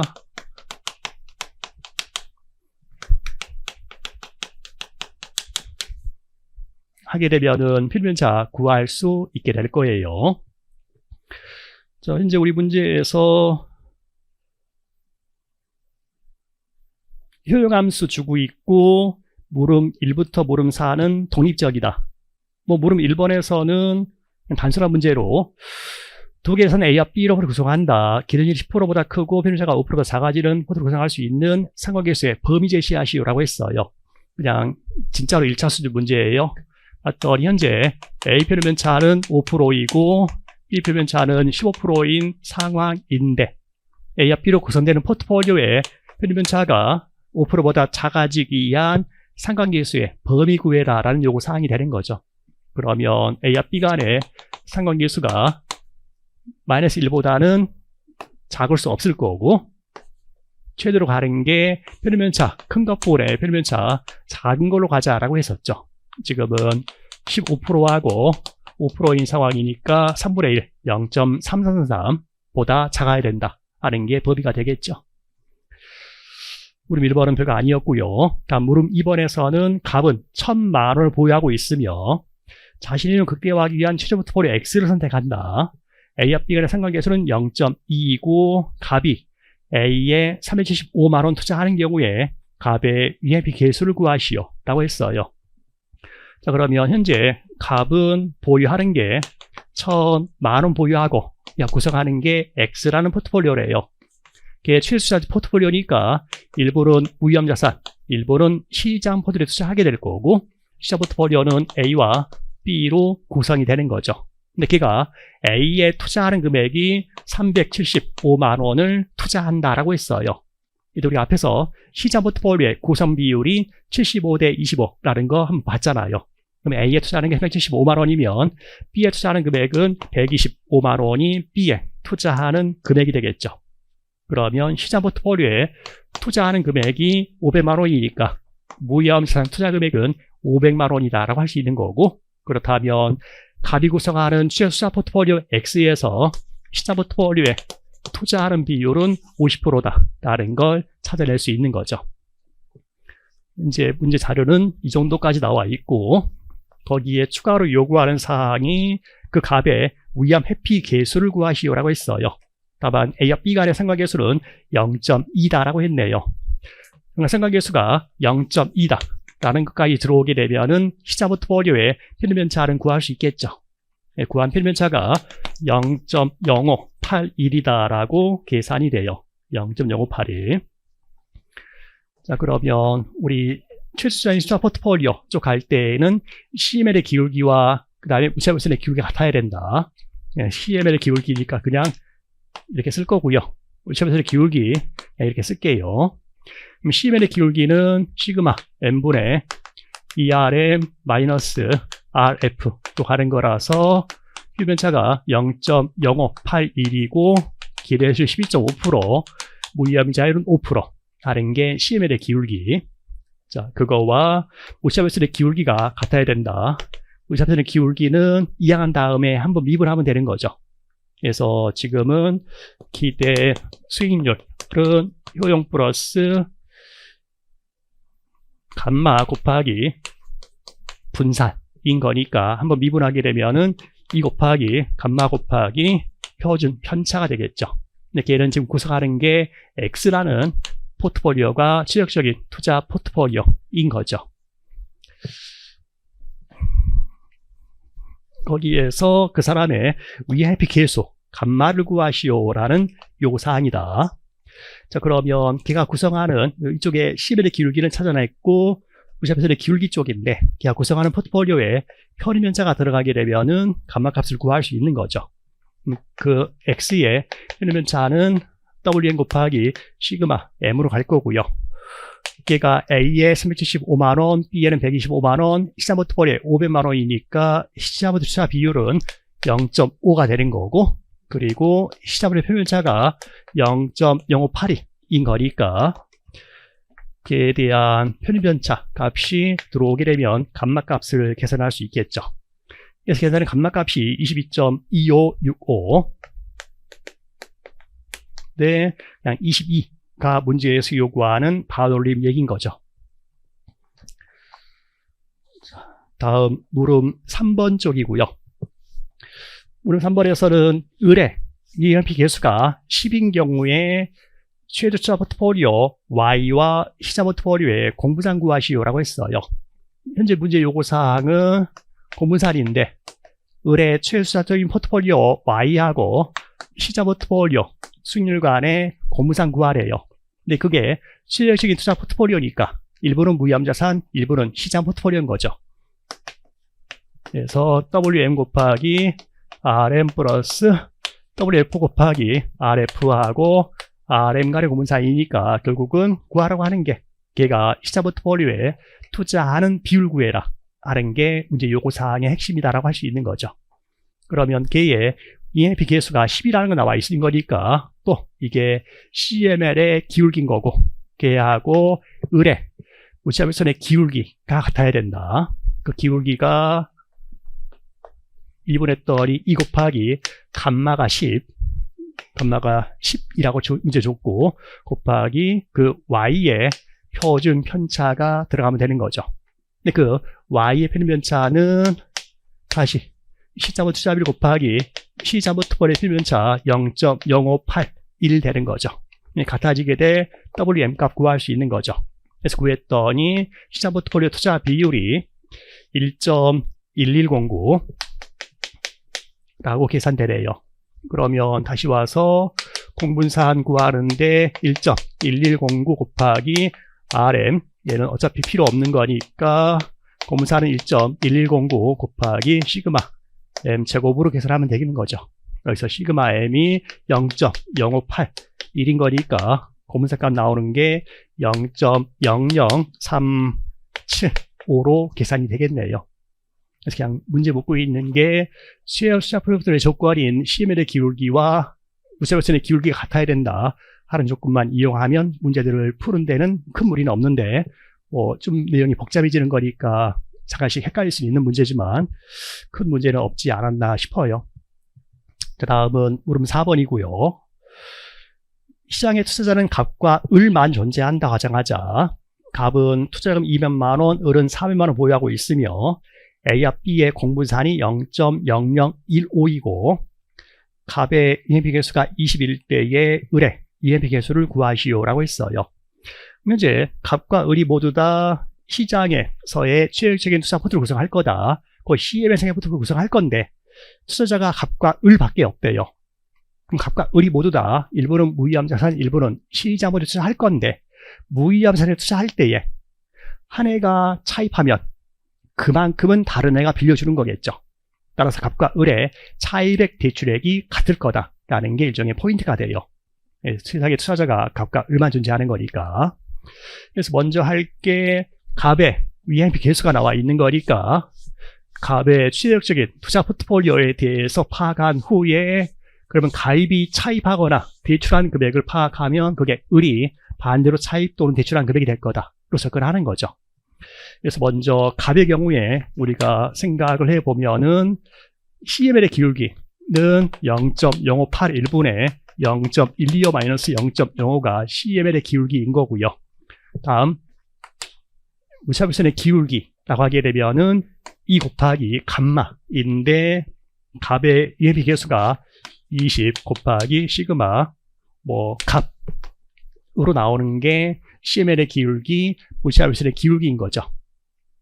자, 거기에서 우리가 이 갑의 구성하는 포트폴리오의 필변차는 WM 곱하기 시그마 M 될 거니까 0.0581로 들어가 주는 거죠. 그랬더니 갑이 시장 포트폴리오에 투자하는 비율 계산할 수 있고 그게 0.5555 그러면 무이한수량 비율은 0.4445가 나오겠네요. 갑이 지금 보유하는 게 200만 원을 보유하는 상황이니까 곱하기 200만 원 하게 되면 계산되는 게 88.9만 원인데 그만큼을 플러스 하는 거니까 갑이 이만큼을 대출하는 거죠. 이게 갑에 대출하는 금액 되는 거고 그만큼은 을이 차입하는 금액이 되는 거죠. 그래서 우리 차입하는 게 88.9만 원을 을이 차입할 거다. 그렇다면 이제 을의 경우에는 무위험 자산에 투자하는 비율, 을이 이만큼을 차입할 거니까 투자 비율은 마이너스가 될 거고 을이 보유하는 금액은 400만 원 보유하는 거니까 400만 원 중에서 88.9만 원만큼을 차입하게 되면 무위험 자산 투자 비율로 나오는 게 마이너스 22.23%. 이게는 시장 포트폴리오의 무위험 자산에 대한 투자 비율 얘기였고요. 시장 투자 비율은 플러스 1.2223%만큼을 시장 포트폴리오에 투자한다라고 할 수 있는 거죠. 그래서 갑이 대출한 금액이 을이 차입한 금액이다 하는 것만 생각하면은 갈 수 있는 사항이고요.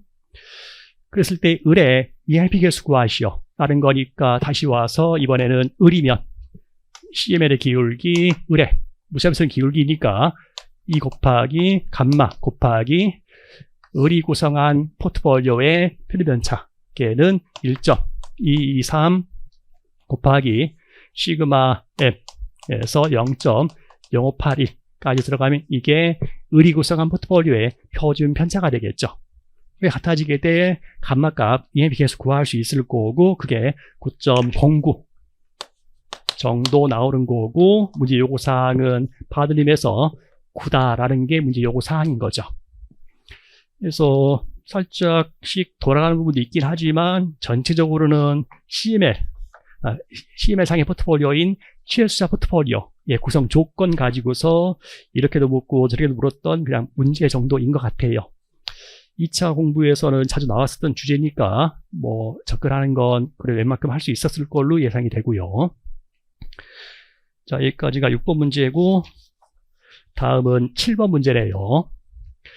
자, 7번 문제 쪽에서는 채권 선물 또는 금리 선물을 이용한 해치 또는 목표 듀레이션 관리 쪽의 얘기인데요.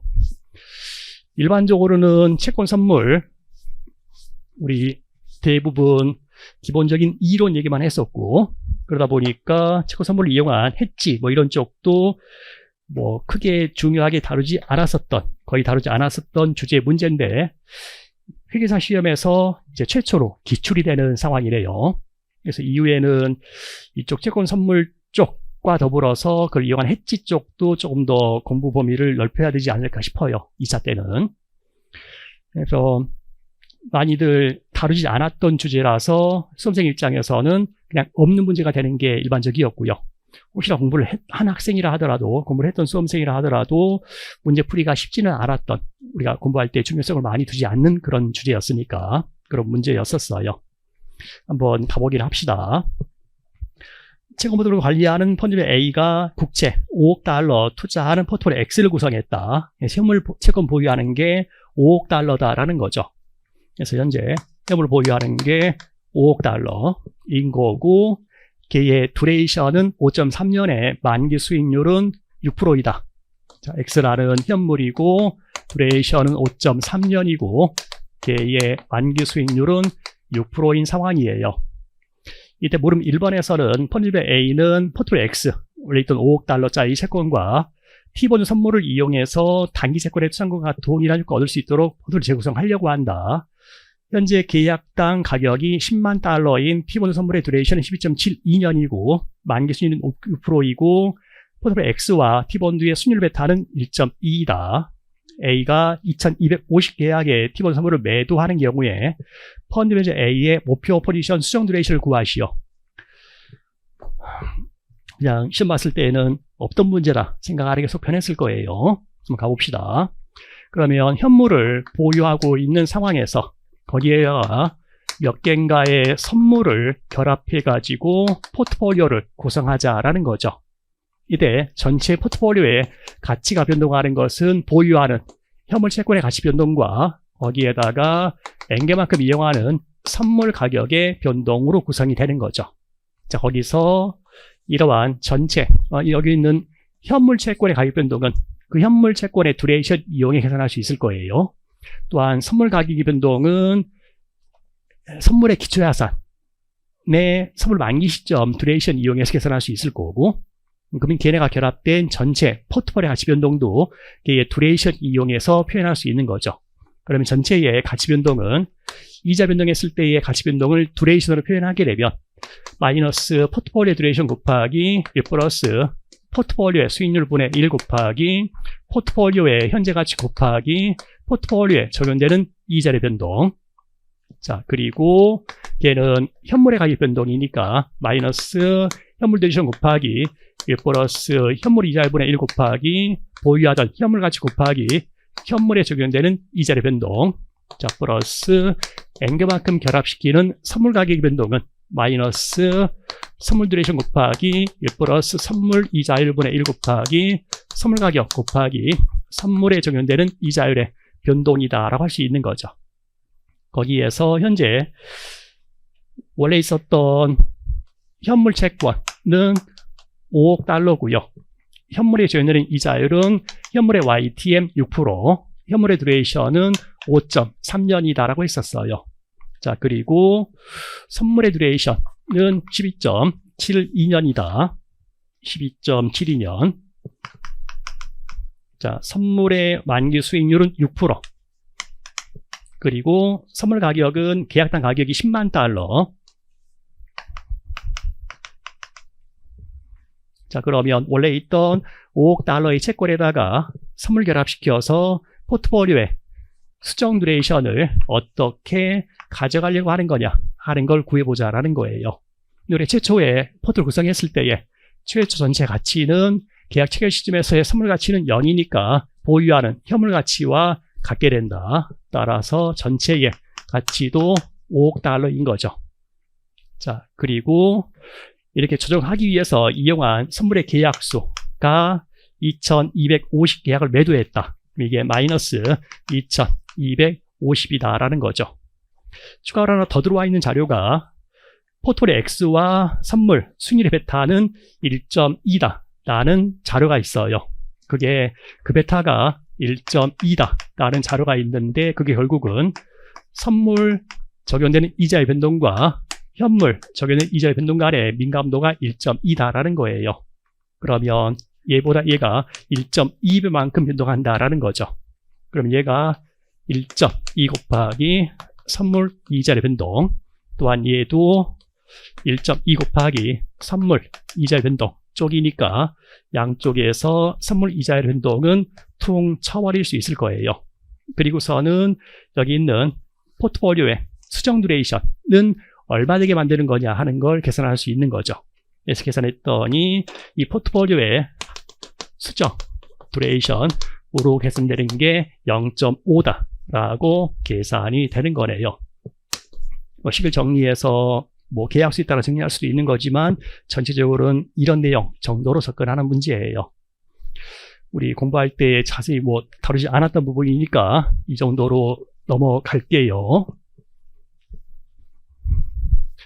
자, 다음은 물음 2번에서는 이번에는 베이시스 포인트 밸류라는 BPB 해지 쪽의 얘기예요. 베이스 포인트 밸류라는 것은 1BP라는 게 1베이시스 포인트에서 0.01% 포인트 얘기하는 게 1BP죠.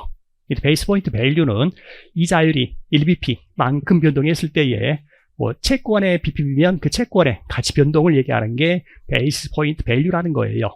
곧 이자율이 1베이스 포인트 변동했을 때의 가치 변동액을 얘기하는 게 베이스 포인트 밸류. 자, 물음 2번에서는 A가 이자 상승 예상하고서 이로 따른 선물을 이용해서 X의 이자 위험을 해지하려고 한다. 이번 해지하겠대요. 이로 따른 선물의 호가자리는 1BP로 1T의 가치는 $25이다 라고 했어요. 그러면 선물의 베이스 포인트 밸류가 $25다라는 표현인 거죠. 1틱인 1BP만큼 변동했을 때의 가치 변동액인 선물의 BPB가 $25라는 표현이고요. 거래 단위는 $1,000,000이다. 또한 1호 달러 선물과 포트폴리오 수익률의 베타는 1이다. 이거는 이제 1이니까 고려할 필요 없는 거고, BPV를 활용해서 필요한 선물 거래 유형을 제시하고 선물 계약의 수를 구하시오라고 했어요. 그러면 우리가 전체 포트폴리오의 가치 변동은 보유하는 현물 가치 변동과 N개만큼 이용하는 선물 가격의 변동으로 구성이 될 건데, 그때의 이러한 가치 변동액을 베이시스 포인트 밸류로 얘기하자는 거예요. 그러면 1BP가 변화했을 때의 가치 변동액들을 얘기하는 거니까 전체의 BPB는 현물 쪽의 BPB하고 N개만큼 이용하는 선물 쪽에서의 BPB로 구성이 되겠죠. 자, 거기서 얘가 $25다라는 자료를 주고 있는 거예요. 그럼 전체 가치 변동이 없게 만드는 게 해지인 거죠. 근데 걔는 구성이 되는 게 N개만큼 이용하는 선물의 BPB는 $25이다. 우리가 이자율 상승으로 생각하게 되면 선물 가격은 $25가 하락하게 되는 거죠. 그때의 현물의 가치 변동인데 이자율이 1BP만큼 상승하면 그때의 현물 가치 변동은 마이너스 현물의 두레이션 곱하기 1 플러스 이자분의 1 곱하기 현물 가치 곱하기 이자율의 변동이다라고 할 수 있는 거죠. 그래서 얘는 다시 쓰면 여기가 선물의 BPB. 자, 다시 와서 현물의 두레이션이 5.3년, YTM은 6%, 보유하는 게 $5억 곱하기 이자 변동이 1베이시스 포인트 변동하는 거니까 걔가 0.0001만큼 변동하면 이게 현물 가격이 뭐 이자율이 1BP만큼 변동했을 때의 현물 가치의 변동액이다라는 거죠. 자, 플러스 N개만큼 이용하는 선물의 BPB는 $25였다. 결합된 A가 0이 될 선물의 계약수 계산할 수 있는 거죠.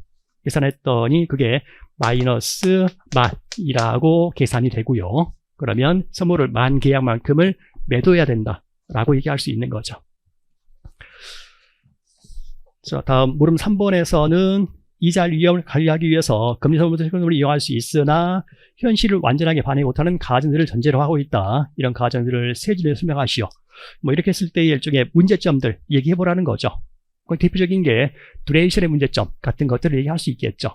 그래서 기본적으로 수평의 수익곡선을 가정하고 수익곡선의 평행 이동 가정한다 라고 했을 때에 우리가 보통 현물 쪽에서 얘기하는 이자율이 있고 선물 쪽에 대해 얘기하는 이자율이 있는데, 선물 쪽은 뭐 궁극적으로는 선도 이자율인 거죠. 그래서 현물 이자율, 선도 이자율, 얘네가 수평이다. 혹은 걔네가 변동할 때에 평행 이동 가정한다 라는 가정이 있다 하는 게 문제점이 될 수 있고, 더불어서 기본적으로 두레이션은 번호성을 하지 못한다 라는 문제점도 있는 거죠. 자, 또한 현재 우리 문제 같은 경우에는 물음 1번과 물음 2번에서 뭐 현물 채권과 그 선물 간의 수익률 베타가 1.2다 1이다 뭐 이런 자료가 문제에 있는데, 그게 베타가 안정적이라 가정하고 있다 하는 문제점도 지적해 볼 수는 있겠죠. 자, 뭐 이 정도가 뭐 설명할 수, 우리가 거기에 얘기할 수 있었던 문제점이다 라고 할 수 있을 것 같아요. 그래서 문제 7번까지 풀었는데 문제 7번은 수험생 입장에서는 풀기는 대단히 어려웠던 문제예요. 우리가 보통 공부할 때에 중요성 두지 않았던 그런 주제라서 뭐 혹시나 이제 이후에 시험 준비하는 수험생들은 이제 첨성을 이용한 행치까지도 많이 좀 봐야 될 것 같고요. 그래서 문제 7번은 매우 어려웠다. 그리고 그 외에 있었던 1번부터 6번까지는 뭐 일부는 기본서의 수준의 문제도 있었고, 또 뭐 상당 부분은 2차 우리 공부할 때에 기출문제로 많이 공부했었던 주일도 있었었다. 근데 그쪽은 그게 풀이가 많이 어렵지는 않았다라고 생각이 돼요. 자, 해설 강의는 이걸로 마칠게요. 수고하셨습니다.